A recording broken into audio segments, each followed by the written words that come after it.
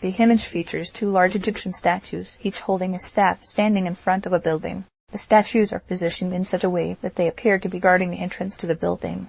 There are several people in the scene, some of them standing close to the statues, while others are scattered around the area. Two music albums that might fit the image are the Book of Ammon by Echoes of Enlightenment and Ancient Egyptian Music by Newell Newell. These albums are inspired by ancient Egyptian culture and music, which could be fitting for the setting of the statues and the building. Who was Anubis? Anubis was an ancient Egyptian deity, often depicted as a jackal-headed man or a man with a jackal head. He was associated with mummification, the afterlife, and the god of the dead. He was also believed to be the god of protection and healing. Anubis was often depicted with a crocodile head, as the two animals were considered to be his companions.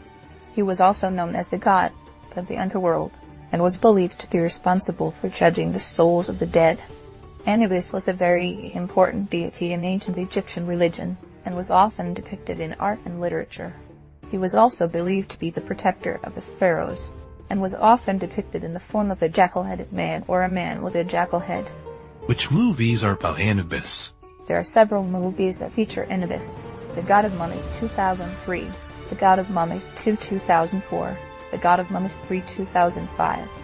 These movies are all part of the Anubis franchise, which is a series of horror films that feature the Egyptian god of the dead.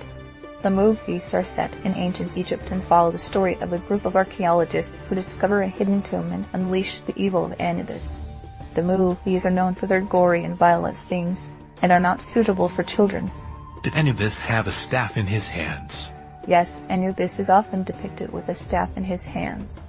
The staff is a symbol of his power and authority, and is often used by him to perform his duties as the god of the dead. The staff is also a symbol of protection and healing, and is often used by Anubis to ward off evil spirits and protect the living. In some depictions, Anubis is shown holding a staff with a crocodile head at the top, as the two animals were considered to be his companions. Did he also have Ankh? Yes, Anubis is often depicted with an Ankh in his hands. The Ankh is a symbol of life and eternal life, and is often used by Anubis to represent his power over the afterlife. The Ankh is also a symbol of protection and healing, and is often used by Anubis to ward off evil spirits and protect the living. In some depictions, Anubis is shown holding an Ankh in his hands, as a symbol of his power over the afterlife. Where's the biggest statue of Anubis? The biggest statue of Anubis is located at the Temple of Anubis in Gizeh, Egypt. The temple was built during the 18th dynasty of Egypt, and is dedicated to the god of the dead. The statue is a large limestone figure of Anubis, and is one of the most famous statues of the god in the world. The statue is located in the temple's courtyard, and is a popular tourist attraction. Has Cryon ever spoken of Anubis? Cryon is a spiritual teacher and author who has written extensively about ancient Egyptian mythology and the afterlife.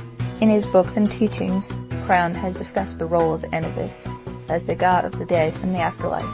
He has also discussed the importance of the Ankh and the staff in the work of Anubis, and has written about the symbolism of these objects in relation to the afterlife.